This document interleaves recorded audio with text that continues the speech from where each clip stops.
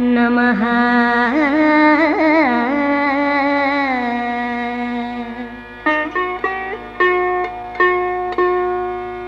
नमस्ते पद्मनाभाय नमो हृत्पद्मवासिने।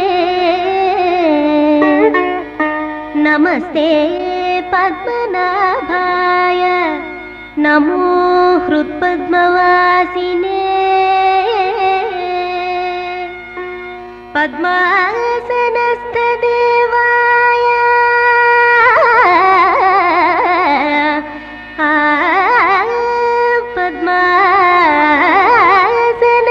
पद्मासनस्थदेवाय शिवानन्दाय ते नमः। शिवानन्दाय ते नमः।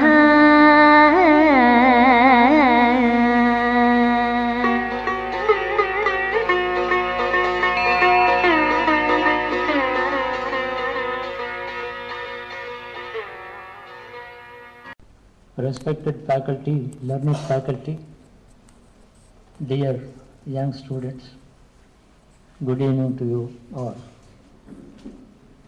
I think this is my great opportunity to meet you all this evening in this excellently brought up campus and in the great ambience of this auditorium.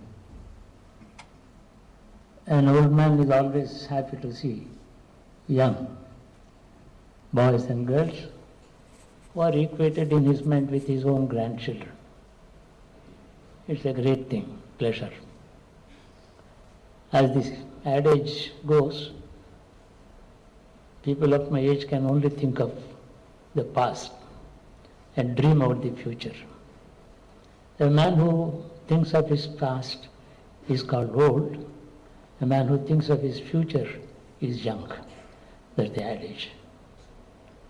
When I think of my own days that have passed, I am constantly thinking of the future of my grandchildren, all of you. I do not have great depth of philosophical knowledge or Vedic knowledge to tell you. That's not the occasion. But I can tell you one thing from my own memory. It's now more than 60 years, 6 decades since I graduated in the Andhra University. Most of the faculty that you have may be post-independent born scholars. Some of them may be pre-independent born. We have passed through many significant decades in India. The world in which we were brought up in our youth or boyhood, I would say that it's totally different from the world in which, dear students, all of you are brought up, born and brought up. Even your parents know the great difference between the past and the present decades. Life is like a perennial flow, like a river. It keeps flowing. But what is very strange about the river is, while the river is permanent, the water is not permanent. Every minute it changes. So a country continues through the destined history as contributed by its citizens. The destiny, whether it is made by the God or the heavens, is a different matter, but it does go through a destiny. Who makes this destiny? The people. There are always good and bad experiences that the country undergoes, which is the making of its people. Country itself is to be treated like an inanimate object, animated by its citizens. Country is only a name. There's nothing like a country. These people are there. Every decade, every century, the past, present and future, the country undergoes every time a new experience, looks forward for something better, because even in the moments of its great pride, the country looks for still better days ahead. What happens in the country is what we do. And we are the people to reap the good and bad results of our country undergoes. We were students early in 40s, late 40s, when the country was fighting for its independence. There was violence also, and the principle of non-violence entered deep into our conscience, but still there was violence. It was a struggle. Why? We were hoping to become independent as a nation, as a country. There are three words: the country, the nation, and the state. The state is the governance, nation is the political philosophy on which the country is governed, country is the land and the people. It is so simple. Normally, the country must become a nation true to its heritage and culture and the ancient past that it has. The governments, the state must just follow the nationhood of that country. There has got to be some kind of consonance in these three. The point is, we were hoping to become independent. The question was, why independence? The basic truth is, the British governed this country not badly. So for the common man in the village or township was concerned, he had no complaint to make against the government. There was no harassment, it was a streamlined government. Right from Assam or Afghanistan down to the Kerala coast, one law, one Indian penal code, one criminal procedure code, one civil code, one law, one training program for the police and the army, communications, accountability of the common average government official to the people around him. All things were very much were in place. But the fathers of the independence, who won the independence, who fought for independence, had a different idea. India must be governed in an Indian way. Indian way means the very heritage and the culture that has ruled the minds and life of people for over millenniums. That must be able to find its place in the machinery of the government, in the spirit of the governance, in the system of education, in the culture of governance, and the unification of the country in one culture which is already there, that has to be preserved, they said. This great country, even, I would say, about 8,000 years before Christ, as history can be traced, it had a particular culture of its own. Ramayana times, you get pre-Ramayana times, we had the Vedic culture, and based on the Vedas there were codes, there was a principle of life, there was a goal before every man, something had to be achieved, something had to be fulfilled in every human life. That was very clearly defined. No human life was left for chance. It has been a very regulated, organized, and a very systematic style of life was introduced into this. Well, much water has flown under the bridge. After that, there was Mahabharat war, about 3,000 years before Christ, and many more historic events had taken place. Many changes had come. About 2,500 years after the Mahabharat war, Buddha was born, And post-Buddhist times, about 5 centuries were passed, and we entered in the Christian era, when the foreign cultures invaded this country, foreign forces invaded this country, and there was Islamic invasions, Islamic rule, then the British rule. So many things have happened.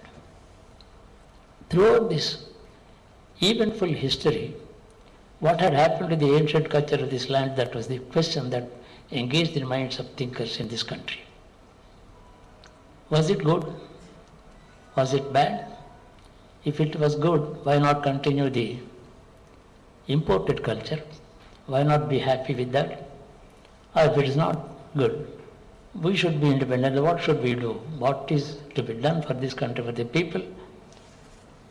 The people, learned people like even senior people senior to Mahatma Gandhi, Bal Gangadhar Tilak, Aurobindo, and many great thinkers thought India must become Indian.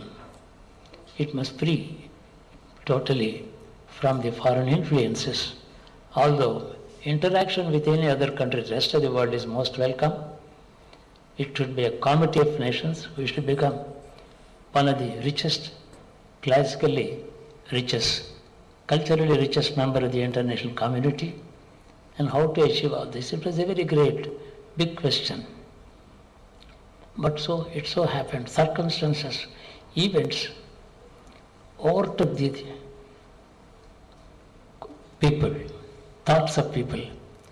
What was thought to be conveniently achieved a decade later, if independence became much earlier than expected. It came to be. In 1947, we all thought that the independence could be won around about 52 or 55, but much sooner than expected, we won our independence. It was an abrupt quitting of the British at that time. We were in great disarray. The country, although we are celebrating the independent days, on 15th August, Republic Day on 26th January, you have to read a lot of literature to know what had happened at that time. The country was in disarray. The division of the country was not smooth. Nobody knew what to do in the short time. On 3rd June 1947, independence was announced by the Viceroy. And within 2 months and 20 days, within less than that, the power was handed over on the 15th of August. You know, even if two brothers have to divide some property among themselves, it's a process of not less than 6 months, with good people presiding. It was a turmoil. We have not seen those bad days in the south of India. What had the North Indian people in Punjab, in Haryana, from Lahore to Delhi, what all happened is a very sad story. It was in such a great hurry. We were influenced, our generation, as we were students in the university, trying to know what is the history of this country, what is happening, and hoping to enter into the age of an independent area, an era of independent India. Something happened. We were, in fact, dismayed about what had happened. 20 lakhs of people were displaced. 12 lakhs of people died in the turmoil. They lost their homes, roots, heritage, health, everything. They were displaced. Unfortunately, we don't have a monument erected, a memorial erected for the people who suffered in independence.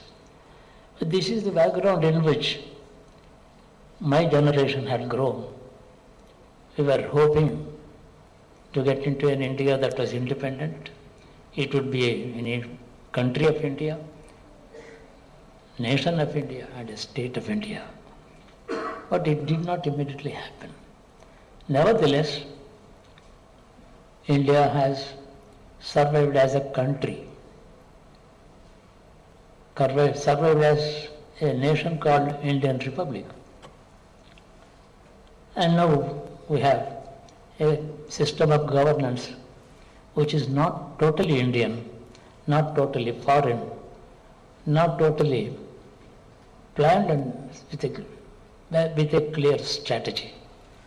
In this context, I would like all the younger generation, dear students, I am telling you, try to know what had happened before you were born in the recent past and what has happened after your birth, what is likely to happen in the future.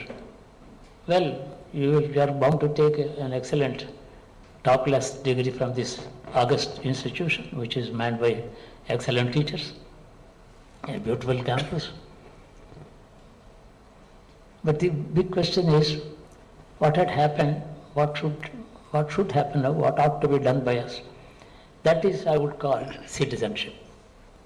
A citizen of a country ought to know the history of his country, the greatness or speciality of his culture and heritage, his own responsibility unto himself and to the country, how best he can discharge his duties and responsibilities to the country in his once he enters life,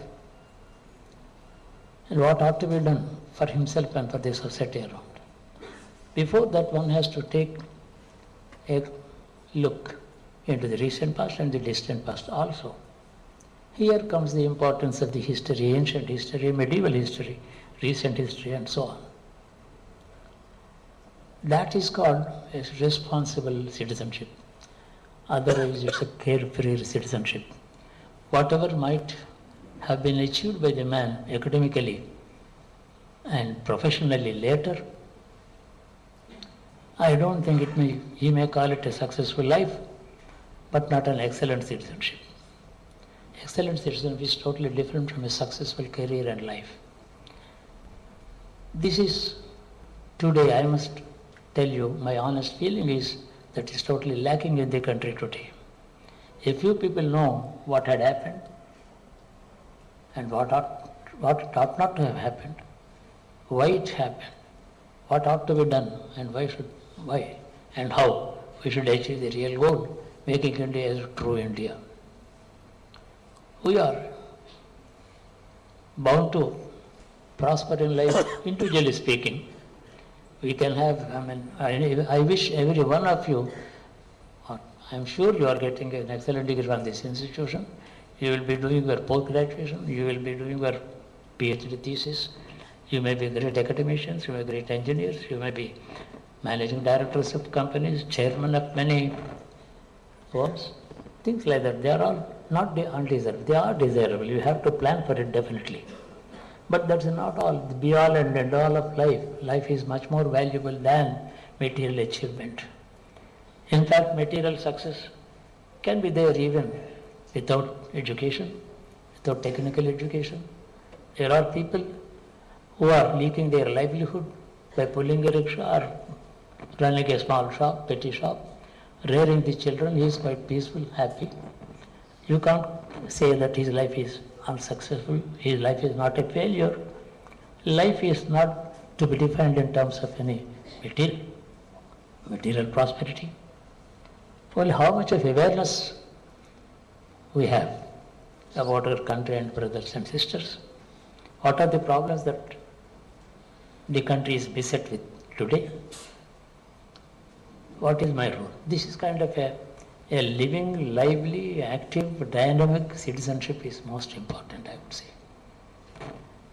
There are hundreds of people or even thousands of people, but we don't have millions of people who are aware of this today.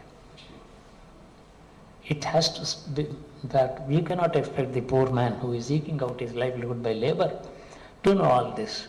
Then whose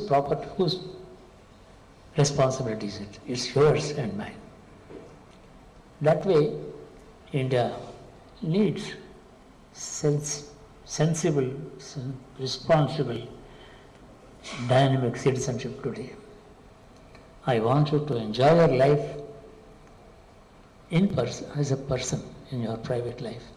Get married, have a beautiful wife or beautiful, nice husband, rear beautiful children, enjoy their company, eat well, drive good cars. All that is okay, perfect. I don't ask anybody to take to sannyas, because I have not myself taken such sannyas.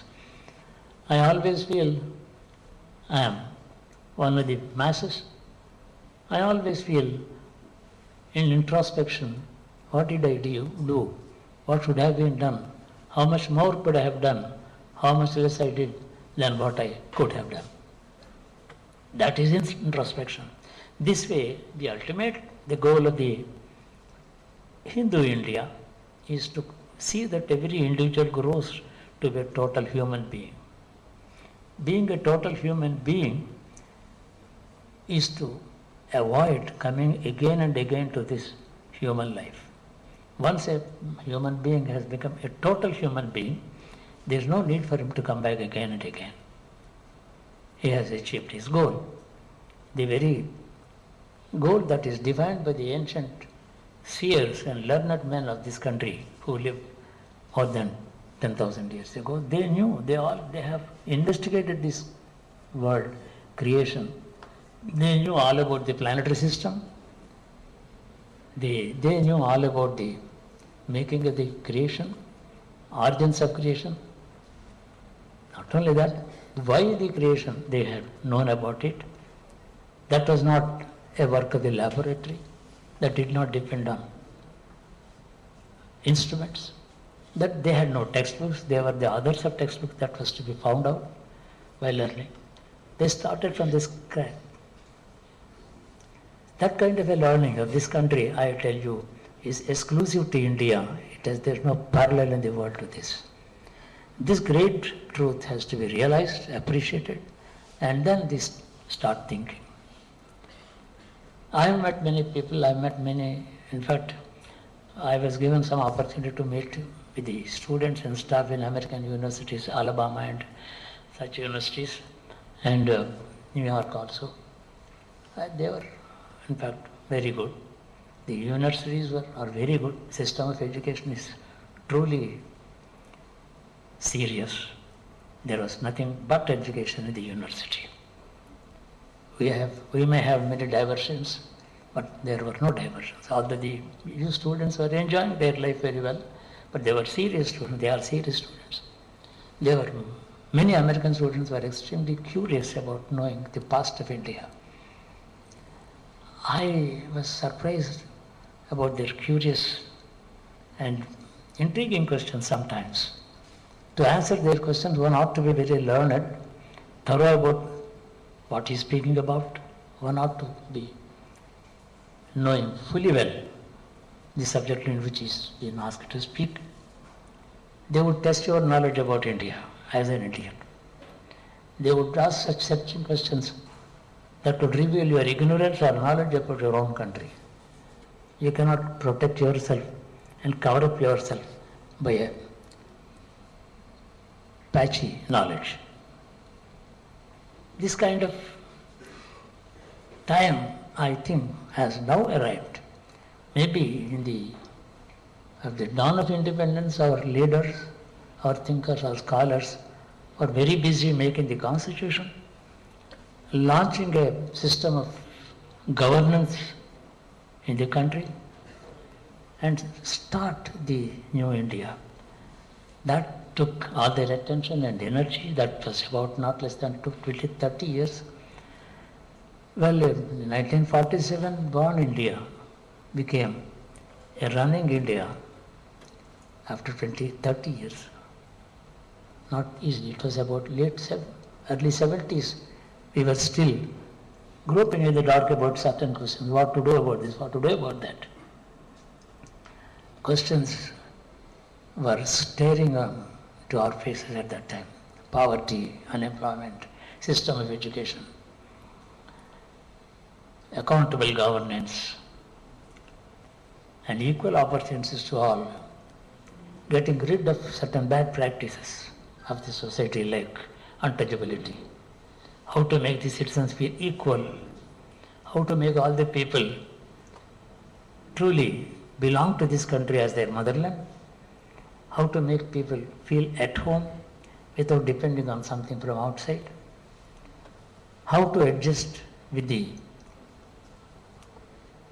cultures that have walked into this country, established themselves and trying to assert themselves even as against the ancient culture of India, Islam, Christianity, all that there were clashes, clash of thought, clashes of civilizations. There were so many situations. But late 1977, when we had completed 30 years, we thought now the time has come when we'll be able to plan for ourselves properly. And no, we will certainly, now we know what to do. But later when it came to the brass tacks, whether it's the 5-year plans in the Planning Commission of Delhi or the elections, things like that, these things started deteriorating, not very encouraging. Yes, on the front, educational front, we might have had 2,500 universities in India as against 250. All that is okay. The population has grown in 1947. All the population of India put together, including Pakistan, was 33 crores. Now in India itself we are 105 crores. But still we are eating well, dressing better, eating more. We did not have this kind of beautiful ice cream that we have today 50 years ago. What kind of rich food, rich clothing we are enjoying? But are we better living? Standard of living is counted in terms of per capita income and things like that. Economists speak of economic progress. How much are we indebted? They are all, mundane matters. We still have many more problems to solve, much to achieve. We have to remember the past, understand the past, and closely examine it and take it to serious mind. Think about it. India today needs two things, I would say: public cleanliness, public hygiene. Top priority, I would say. I have seen the length and breadth of India, compared India with the other countries that I have toured. Not necessarily the Americans, but I have toured in East Asian countries, Indonesia, things like that. We always thought Indonesia is a poor country. Oh, what is Indonesia? We are much greater than Indonesia. It's after all a small country, a series of islands, archipelago, there are. No, when I went to Indonesia, I thought that they are far better than ourselves on certain aspects. For example, when I landed in Jakarta, the very next day I asked my guide, take me to a slum in your country. Why do you want to see something? I would like to compare Indonesian slums to Indian slums. And he took me to a slum. It was perfectly organized, neatly drawn out streets. There was no garbage, there was no rubbish. Every 3 houses had a public water tap, street lighting, clean and neat. There was no noise. Then why do you call it a slum, I said? Because my mind always associated the slum with dirt. A slum need not be dirty. That was my experience here. That was not their experience there. Then he said, sir, all these people have occupied the land. Government constructed houses for them. So what is occupied is a slum, not necessarily what is dirty. I feel ashamed when foreigners, I receive many foreigners from many countries, not only Europe, America, Asian countries, even Australia, but I feel sad when they pass through certain slum area to reach me. That should not happen. This is one problem. Whereas the average Indian has a high standard of personal hygiene. Even a rickshaw puller takes bath twice. He doesn't keep himself dirty, but the country is bad. That is one thing. Look at the campus, the beautiful campus. It's an island in the surroundings. An island of cleanliness, beauty. That is one reason. How about the education then? The poor children in the village, they walk 2 kilometers barefoot with a broken slate, a torn book. Barefoot they walk.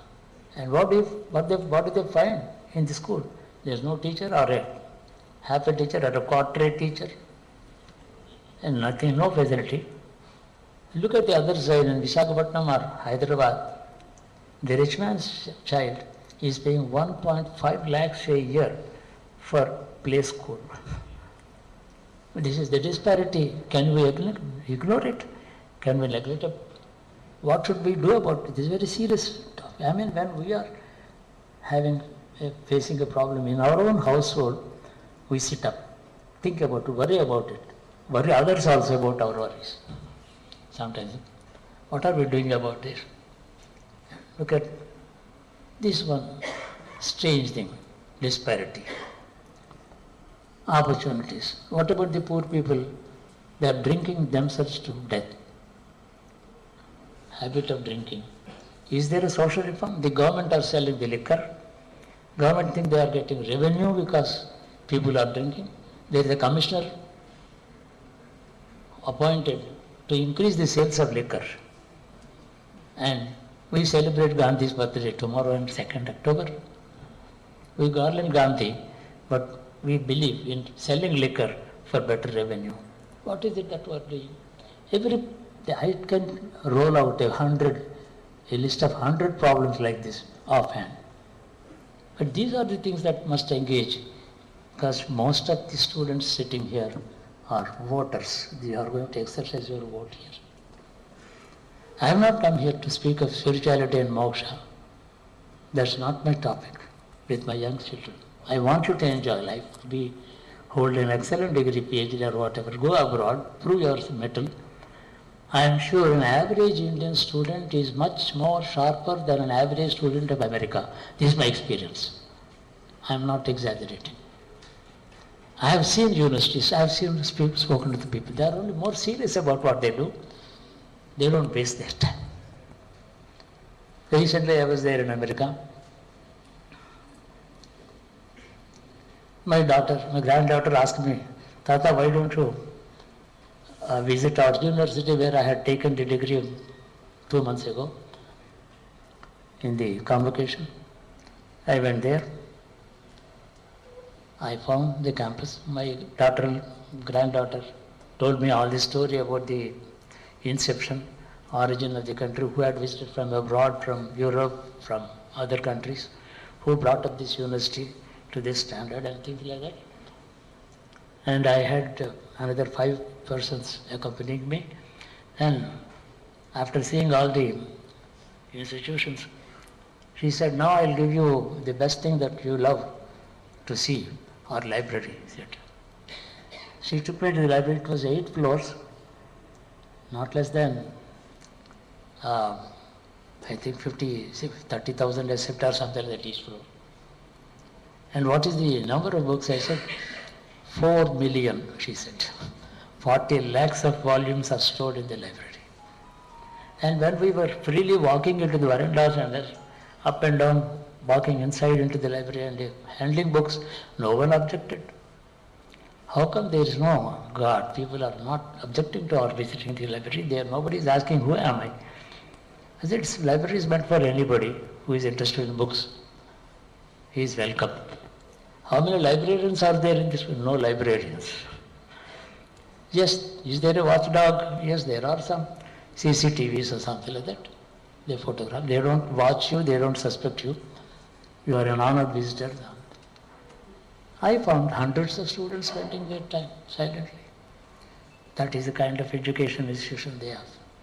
But yet when I find an average student in India, in my own country, in my own people, I find them sharp, brilliant, bright, ambitious.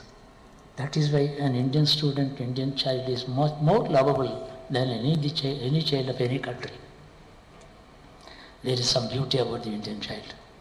Please remember, now you are entering into the manhood or womanhood, a voter.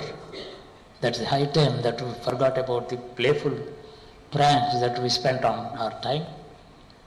Playful pranks are okay up to your 10, 12, 15. You can play games. You can be a great tennis player. I don't believe in tennis.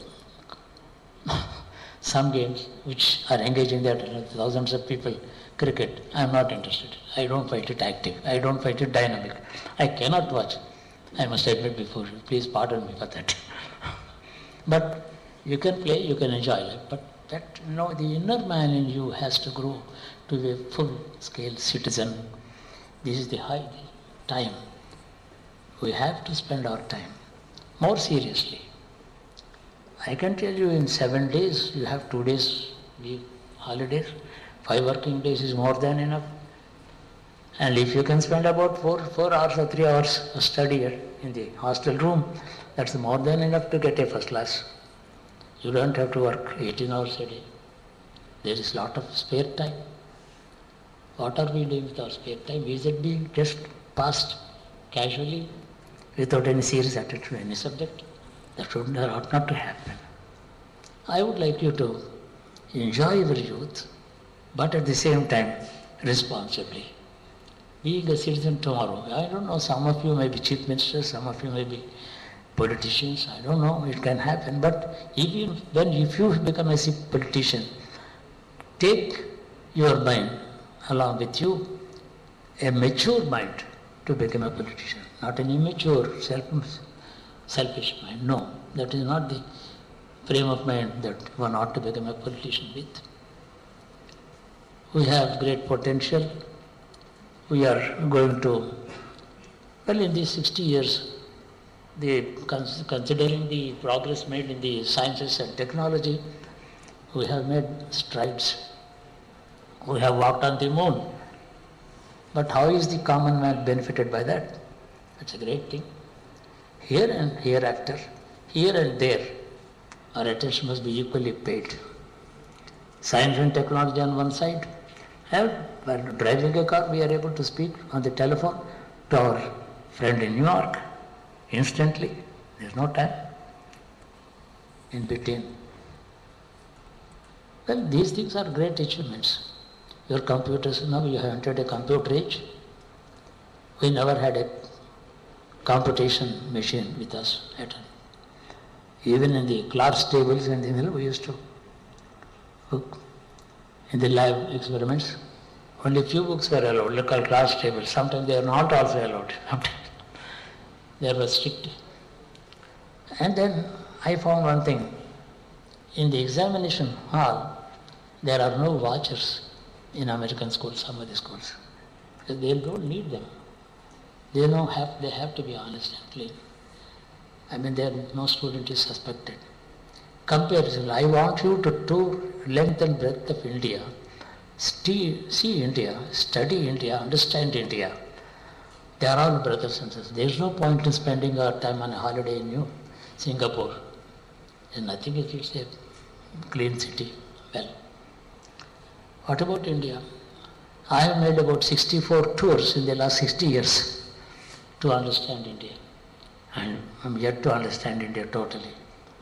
I have spoken to the poorest, the poor, tribals, uneducated laborers. When I see them, I can tell you, it's not necessarily that some Swamiji or a very learned scholar can inspire you. A poor man can also inspire you about such system of values of society, how he is living, what is he thinking about himself. Is he happy, unhappy, what are his ambitions, what are his problems. When you think, he can make you think.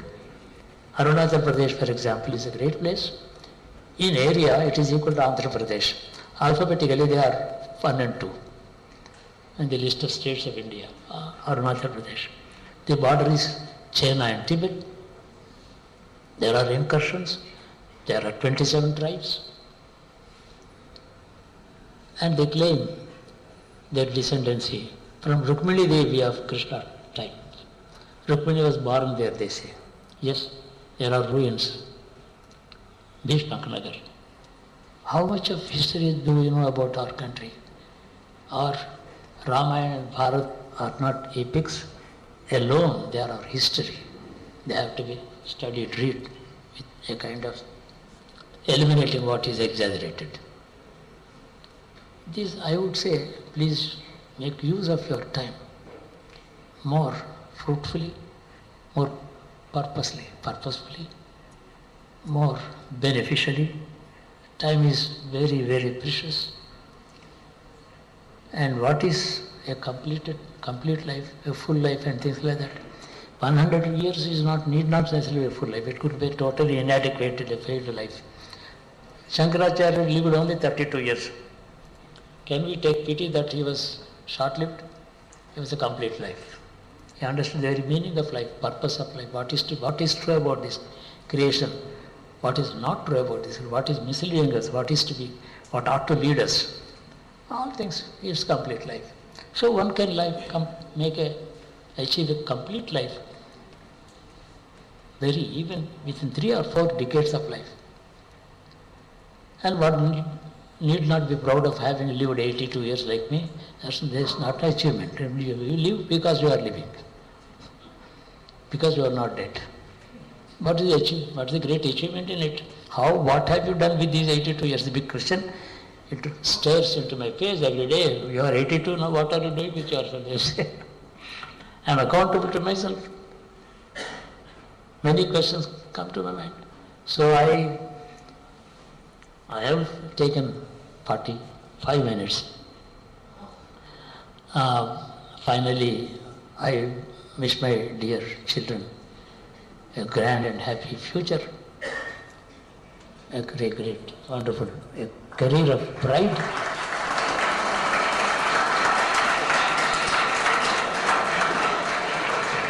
And a purposeful life of fulfillment.